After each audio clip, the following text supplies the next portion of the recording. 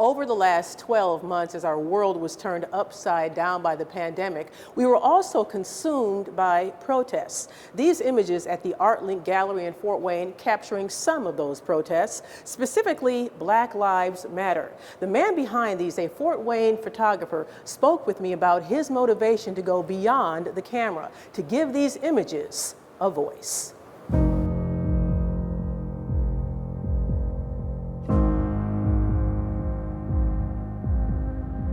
They're not just photos. These are people's voices that have been trapped in a time capsule to be looked at over a longer period of time.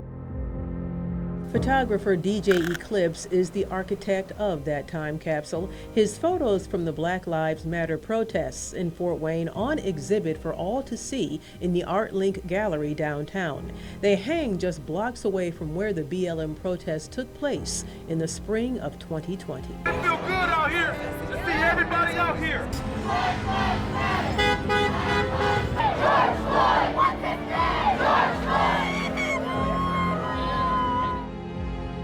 I took the pictures just because I really felt like a lot of times when protests happen that the narrative sometimes gets twisted. 98% of the people are there for the right reasons, and a lot of those people won't get an opportunity to voice their frustrations or voice, their opinions on how they feel about justice. And so the best way to capture it was to do photographs. I learned photography working at Sunny Chic. Do you have an actual studio in town? Not yet. Okay. It's one of the goals I'm looking into doing. And DJ's trying to make that happen quickly. He already has a book showcasing his work called Voices, and he's getting national attention in Time magazine and more. I would shoot, and then I would just dump them into my phone, and then I would post them on Instagram. And I woke up one morning with a DM from Time magazine and said, "We want to use your photo." And I thought it was a fluke.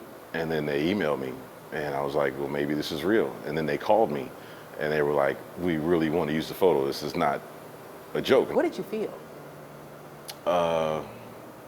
Almost blacked out. And so then that one happened, and then New York Magazine happened, and then Adobe happened. And so all of it was organic.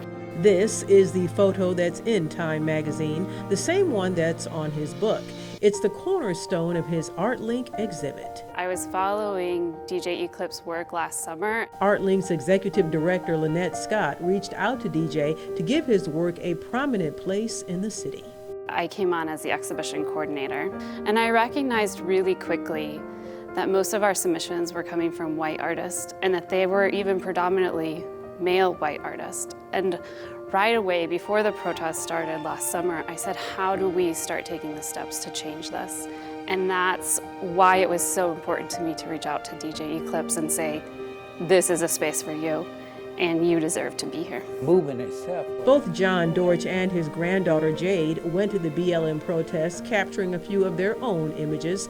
They hope to visit DJ's exhibit. It was a fun experience to change people's hearts about how they feel about protesting. Because it brought about unity.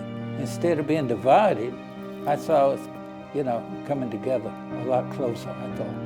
And some of that closeness captured in DJ's photos. And to continue to see their voices being heard and to continue to see their expressions being seen on a bigger scale is really what the whole thing was about.